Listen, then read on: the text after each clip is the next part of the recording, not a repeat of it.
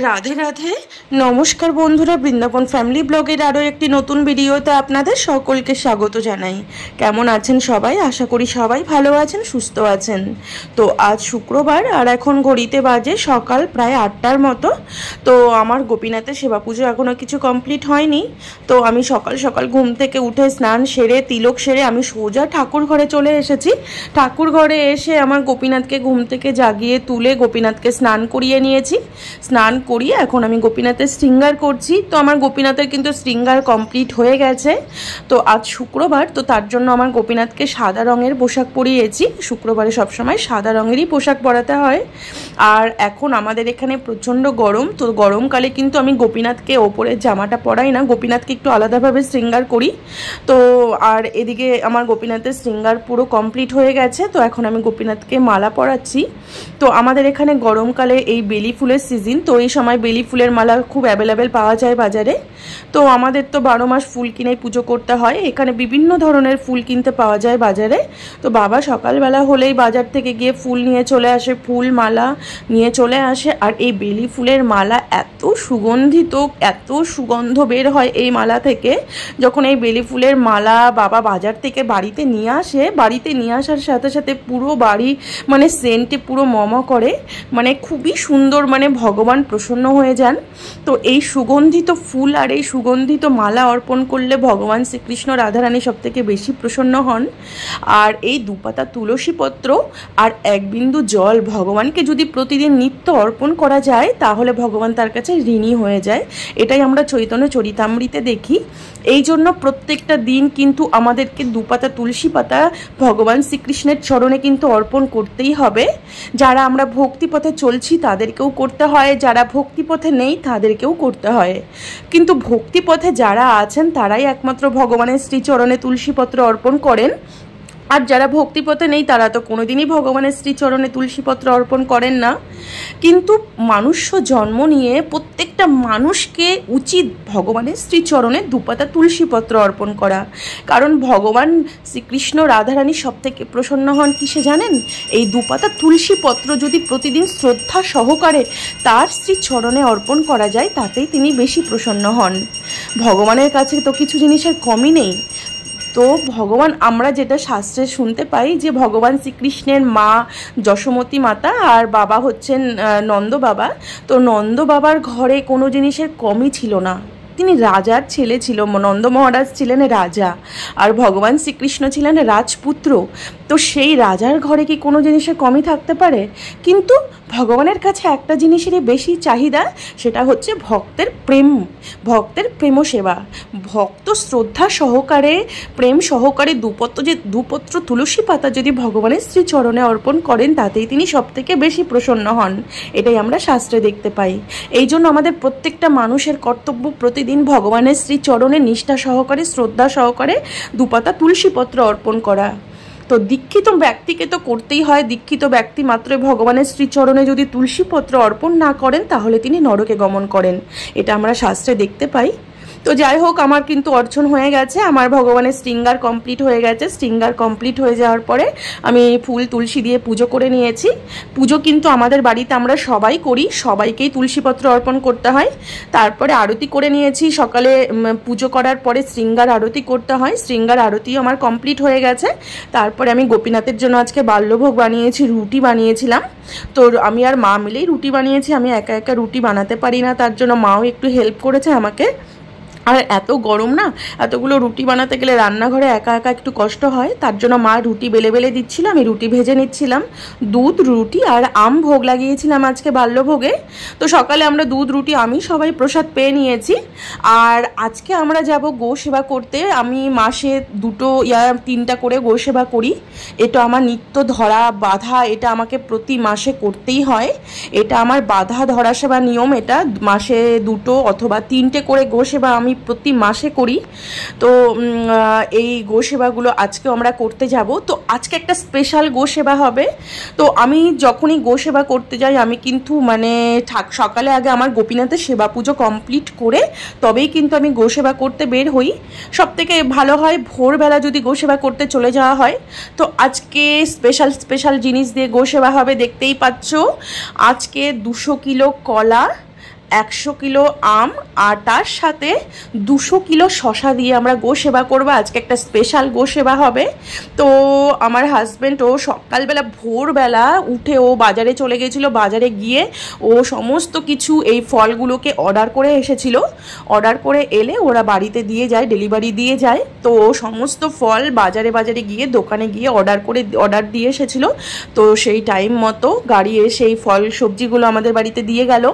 আর এদিকে আমি তাড়াতাড়ি আমার গোপীনাথের সেবা পুজো করে সকালের বাল্যভোগ লাগিয়ে আমিও রেডি হয়ে গেছি। কারণ আমাদের এখানে গরমকাল আর দুপুরবেলা একটু রৌদ্রটাও বেশি পড়ে। তো আজকে ওয়েদারটা একটু ঠান্ডা ঠান্ডা আছে, তাই ভাবলাম যে সকালের বাল্যভোগ করিয়ে আমরা বেরিয়ে পড়বো। আর আমি তো যেখানেই যাই আমাকে তো গোপীনাথের সেবা পুজো করে গোপীনাথকে সকালের বাল্যভোগ লাগিয়ে তবেই আমি বাড়ি থেকে বের হই। নয়তো যে কোনো কাজই থাকুক না কেন, যত বড় ইম্পর্টেন্ট কাজই থাকুক না কেন, আমি গোপীনাথের সেবা পুজো না করে আমি কখনোই বাড়ি থেকে বের হই না। তো আমার গোপীনাথের সেবা পুজো কিন্তু কমপ্লিট হয়ে গেছে।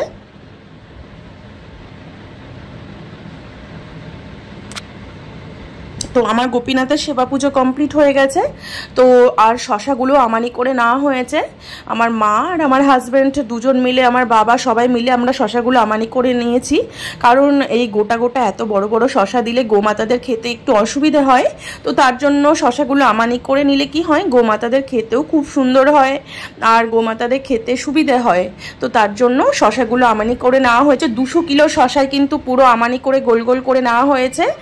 আর এদিকে সব দুটো গাড়ি ভাড়া করা হয়েছিল, কারণ এত সবজি এত ফল এগুলো তো মানে দুটো গাড়ি না হলে অসম্ভব নিয়ে যাওয়া। তো তার জন্য বাড়ি থেকে কলা আম সব কিছু তোলা হয়েছে। দোকান থেকে আরও 100 কিলো কলা তোলা হবে। তো মানে 200 কিলো কলা তো আর একটা দোকানে অ্যাভেলেবেল পাওয়া যায় না, তো 2-3টে দোকান থেকে নিতে হয়। তো তার জন্য একটা দোকান থেকে অর্ডার দেওয়া হয়েছিল, সেখানে 100 কিলোর মতো কলা পাওয়া গেছে। আবার আমরা এখন গোসেবা করতে বেরিয়ে পড়েছি। বেরিয়ে পড়তে যাওয়ার সময় একটা বড় দোকান আছে, তো সেখান থেকেও আরও কিছু কলা নিয়ে নিলাম। এখান থেকেও আরও 100 কিলো কলা আমরা গাড়িতে উঠিয়ে নিলাম। তো কলা নিলে তো হবে না, কলাগুলোকে না ছাড়িয়ে নিতে হয়, একটা একটা করে ছাড়িয়ে ছাড়িয়ে নিলে ভালো হয় মানে সেবা করতে। তো এই স্পেশাল সেবাটা আজকে আমার আঙ্কেল দিচ্ছেন গোমাতাদের জন্য। তো একটা সেবা করেন আমার আঙ্কেল আর আমার ভাই, তো দুজন মিলেই সেবা করেন। মাসে 2-3টে সেবা হয়েই যায়। তো দেখো তারা সেবা করছে ঠিকই, কিন্তু মাধ্যম আমাদেরকে বানিয়েছে, যেহেতু আমাদের দ্বারাই করা হচ্ছে তো তিনি তো কৃপা পাবেনই, অথবা আমরাও গোমাতার কৃপা লাভ করব। আর এই গো সেবার কিন্তু প্রচুর মাহাত্ম্য, মানে আমি এত মাহাত্ম্য তোমাদেরকে বলে শেষ করতে পারবো না। আর এই গো সেবার প্রচুর প্রভাব আছে, মাহাত্ম্য আছে। এই গো সেবা যদি কেউ নিষ্ঠা করে তার জীবনে কোনো কিছুর কমই থাকে না। গোমাতার আশীর্বাদে, গোমাতার কৃপাতে তার জীবনে সব পরিপূর্ণ হয়ে যায়, সেটা আমরা নিজেরা অনুভব করছি। গোমাতার আশীর্বাদ যে কত বড় আশীর্বাদ সেটা তোমাদেরকে বলে বোঝাতে পারবো না। ভগবান শ্রীকৃষ্ণ ও নিজে হাতে গো সেবা করতেন। ভগবান শ্রীকৃষ্ণ নন্দ বাবার ছেলে ছিলেন। তো নন্দ বাবা হচ্ছে ঘোষ বংশের, তো সেই জন্য তাদের জাতি ব্যবসায়ী ছিল এই গো পালন করা, গো সেবা করা। তো ভগবানের ঘরে তো হাজার দাসী ছিলেন, তারপরেও ভগবান শ্রীকৃষ্ণ নিজে হাতে গো সেবা করতেন, কারণ তিনি জানতেন গোমাতাই হচ্ছে সুরভি মাতা। তো এই গোমাতা ভগবান শ্রীকৃষ্ণের ঘরে 9 লক্ষ ধেনু ছিল, মানে 9 লক্ষ গোমাতা ছিল। তার 9 লক্ষ গোমাতা ছিল, তার মধ্যে আরও মোষ ছিল, অনেক আরও ষাঁড় ছিল। তো সব মিলে টোটাল 9 লক্ষ ধেনু ছিল নন্দ বাবার ঘরে। তো ভগবান শ্রীকৃষ্ণের ঘরে প্রচুর দাসীও ছিল, কিন্তু তারপরেও ভগবান শ্রীকৃষ্ণ নিজে হাতে গো সেবা করতেন, নিজে গোমাতাদেরকে নিয়ে বনে চড়াতে যেতেন, কারণ ভগবান শ্রীকৃষ্ণ জানতেন গোমাতার সেবার ফল কি। এটা আমরা নিজেরাও অনুভব করছি। গোমাতার আশীর্বাদ যদি যার জীবনে থাকে তার জীবনে কোনোদিন কোনো জিনিসের কমই হয় না, আর তার জীবনে কোনোদিন থেমে থাকে না। গোমাতার আশীর্বাদ এমনই একটা জিনিস, আর এই গোমাতার ভিতরে 33 কোটি দেবতার বাস। তো এই গো সেবার ফলে, গোমাতার আশীর্বাদের ফলে জীবনের সব কিছু পরিপূর্ণ হয়ে যায়। তো যাই হোক, আমরা গো সেবা করতে চলে এসেছি গোবর্ধনের তটে, যেখানে আমরা প্রতিবার গো সেবা করি সেখানেই গো সেবা করছি। তো সেখানে গোমাতাদের এত সারাদিনে খাওয়ার হয়েছে, তারা সারাদিন খেয়ে ফেলেছে না, মানে এত সুন্দর সুন্দর আম কলা দেওয়া হচ্ছে, তারপরেও তারা যেন খেতে চাইছে না।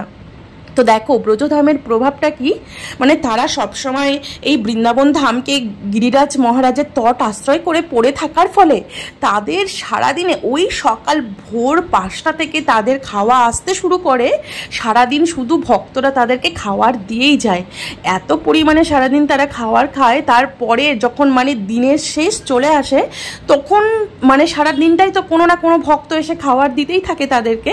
তো দিনের শেষে আর তারা যা খাওয়ার পায় না সেগুলো আর খেতে চায় না, কারণ তাদের পেট তো ভরপুর থাকে, খেতে খেতে খেতে কত খেতে পারে একটা গরু।